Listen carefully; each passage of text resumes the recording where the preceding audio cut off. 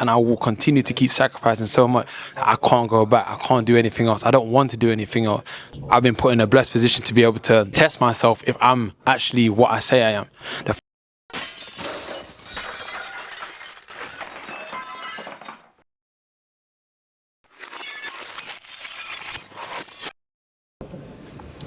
Right, I wanted to get on camera with you today because I like to get on camera with you because we're kind of close like that. Yeah. But it's your day.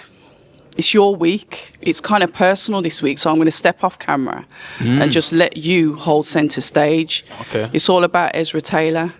It's all about you're too old. I've done better than you. I would have been further than you at your age. I watched the face-off between yourself and Willie Hutchinson, who you're going up against this weekend. Interesting fight, Ezra. Interesting fight with a bit of sauce to it. Talk to me. Oh boy, I'm glad to be here, man. I'm glad to be fighting someone like Willie Hutchinson. I don't care for all these things he'd be saying. I'm too old and etc. If you look at the world champions and look at their ages, it just doesn't really make any sense. 2 + 2 isn't making 4 in that guy's head. But again, I speak on myself. I put in work. That's all I know. That's my talent. I ain't no talented boxer, but the talent that I have is that my work ethic's different, you know. And I've been in darkness. I've been putting in work. I've been in it. So like right now, this is light for me. I'm enjoying it. I'm embracing it. And then I get to solidify myself in the light heavyweight rankings on Saturday. This is what I'm talking about. The thing is with you, you've got a really solid work ethic. I've been around you for years now. Before you even climb through the ropes, it feels like it's a special time for you. Changing trainers, really growing together with yourself and Malik. A match that I was really dubious about. You know this. I know that. But to see it come together, I'm liking it. What would you say that you've learned from him this camp? Because I believe that every camp's different for each fighter. And you're like a sponge. You've always been one to soak it up. What have you learned? Well, I love that now you're a believer of me and Malik. And I always respect your opinion, always. But with Malik, honestly, he's a blessing in my life outside the ring as well. I learn everything. I learn every day with him. You know, it's not even just like through training camps. Training camps are good times to learn because I go through dark places. That training camp I just had was dark. Like dark. Before we was calling it camp uncomfortable. Yeah, it's uncomfortable, cool, but uncomfortable, you can shake that off. I was in darkness. For real, mentally, physically. You know what I'm saying? Never spiritually though, but that's what's got me through it. And with him, he's with me on that journey as well. It's a whole different type of dynamic and chemistry that we have.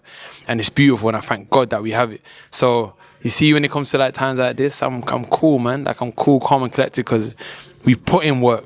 We covered all corners and done it again. So I'm good, man. Let's leave the rest to the Jesus and God. One of the things that you said, and I saw you put out this kind of like this lonely video when the fight got postponed. It was supposed to be in January. We were all gassed for it. And it was like postponement, the amount of money. One of the things that I think the fans don't realise is it's not just about the effort, like with the training. It costs. It's not free. It's not cheap. How does it feel to like, you're getting ready for a date, so you theoretically had 2 camps, you've been in camp, you haven't stepped out of camp.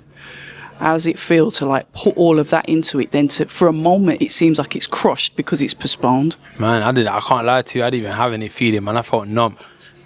Real talk, I was numb to all of it. And it's mad because, again, as fighters, yeah, we go through training camps and then we fight and whatever else. That's like the triangle. You get a call, you know you're fighting, you do a training camp and you fight. God, for me, God's been great, and I keep winning. So it's like that's the high that I'm chasing. That's what I get. That's what I'm used to. So, but with me, I travel to America. Never mind all the other financial implications that come with. Then I train, and I come back the next day. I get a phone call, let me know that the fight's been postponed. The fight hasn't been cancelled. It's been postponed. So what does that mean for Ezra Taylor? Does that mean that he needs to stop training? No, he can't. Does that mean he can keep training like how he has been for 6 weeks? No, he can't, because it's too much. So now I've got to find a balance and a medium that I don't know. You know what I'm saying? Now I've got to find a different type of different version of myself that I need to get into right now, right away. But now I'm back. Now I've got my son. Now I'm trying to be with my son, but I'm thinking of this and you don't understand the pressure. You don't understand the strain that I was going through at the time. And I'm not even saying just me. Most people probably go through the same thing, and obviously people on the card, they may do as well. But I only can speak for myself. And that's why I keep saying it was dark. It wasn't dark just because of the physical train. It was mentally, it was a tough time. And now we're here, man. So that's why I just thank God I'm happy that I'm here. In one piece, you know, when you're training for 12 weeks and the way that I train is different, it's easy to pick up injuries and all that other stuff, you know. And I've been blessed with a great team that's supported me through it. And my heart, man, I'm here, you know what I'm saying? I do everything with right intentions, and I really put in 110% into every single day. And that's what's making me be here right now, confident as ever. One of the things I like about you, well, there's a few actually, but one of them is your will.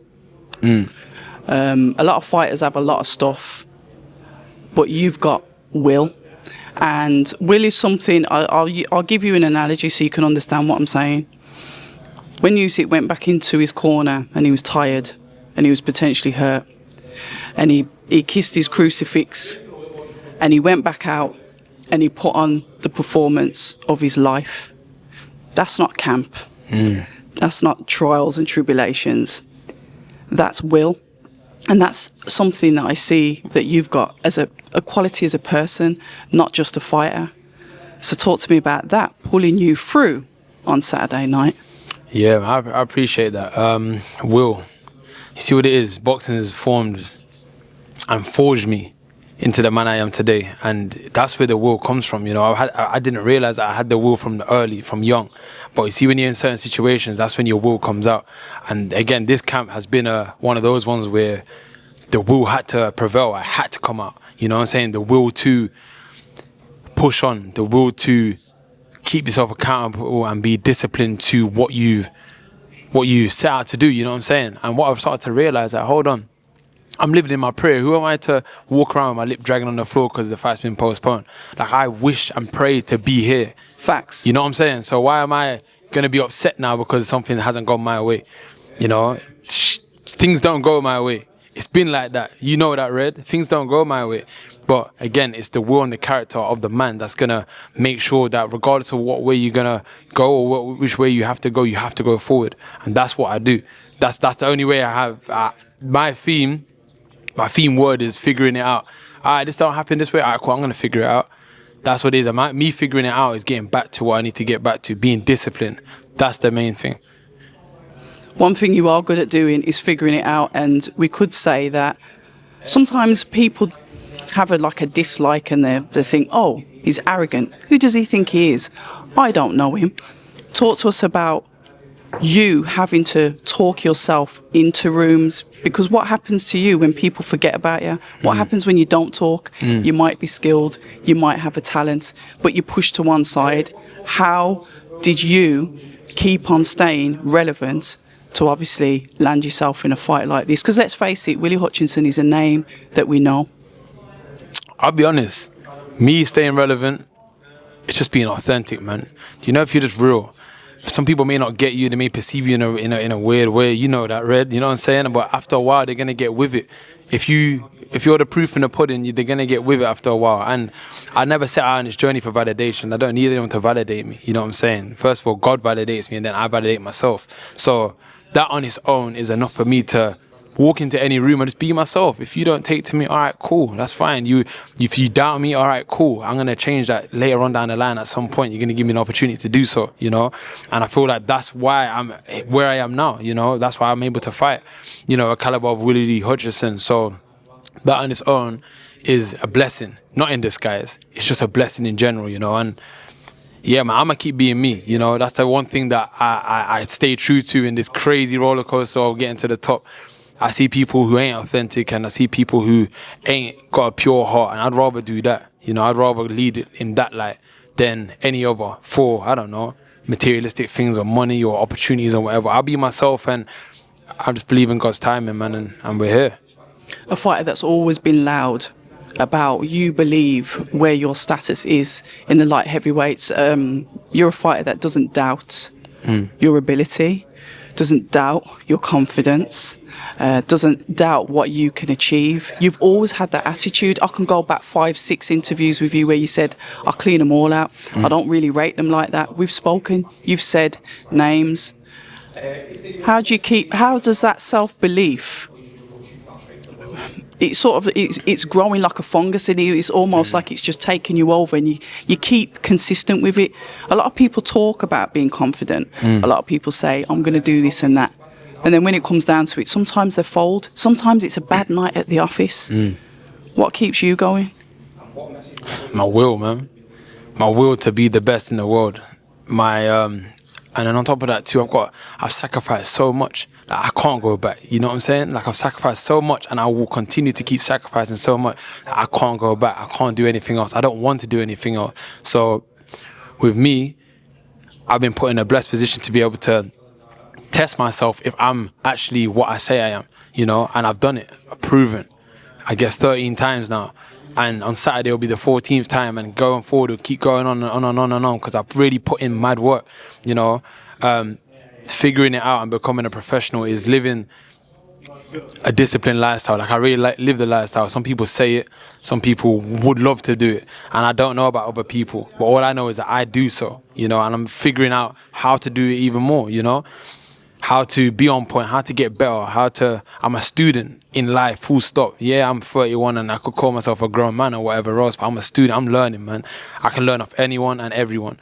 So that on its own is enough humility to have me get to the next stage of my life in the best way possible. And I've got a great team around me now as well, you know. Not saying I didn't have before, but the piece of the puzzles are really just fitting, and we can see the full picture now. So, yo, let's go. You don't know how to lose. You don't know how to lose. How dangerous is that when you're on the climb to the top? I don't know how to lose, and I don't think I'd ever. And that's not, again, it's not arrogance that I'm saying. It's just only because I work so hard to win. Why would I work hard for an outcome that, you know, isn't warranted? Like, I don't warrant losing, you know? Like, I've done everything right. Everything I can think of, physically, spiritually, mentally, right. I do right by others. I try to help people. I try to spread a positive word. I don't, you know what I'm saying? I don't do anything negative. I don't speak to anyone negative. I try to live a righteous life. I try to be a righteous man. I don't sin. Like, there's a lot of things that make up the reward at the end of the day. It's not just about training and hitting a bag or sparring or whatever. Like, I live my life as a righteous man, and I try my best to keep doing that each and every day. And it's a journey. It's a process. It's a transition from what I used to be to where I am now and where I'm gonna be. It's a whole process, you know, that I'm embracing, but I'm aware of. So again, boxing's amazing. Yeah, training is good. It's hard. Everyone's going to say the exact same thing. But how are you really living your life outside of that, you know? I feel like boxing is the one thing that you have to kind of be on point with 24/7. Again, no disrespect, but like footballers and basketballers, you probably could chill out. And even if you lose, you're good. You probably can fight again. See, on Saturday, I had my most intense moment of my life. You know what I'm saying? Some people have that in ways of like maybe a job interview. I'm going to fight in front of thousands of people for my life to provide for my friends and family, you know, provide for myself. And I'm saying it, and I'm saying it with a smile on my face because I'm so calm, because I've done everything right, everything. So I'm warranted that win on Saturday. The calm before the storm. I'm not going to ask you how you think the fight goes. I know what you want to do on Saturday night. We will catch up post-fight. I'm really looking forward to speaking to you on Saturday night. But from myself to you, I wish you nothing but the best. Thank you. Ladies and gentlemen, Ezra the Cannon Taylor.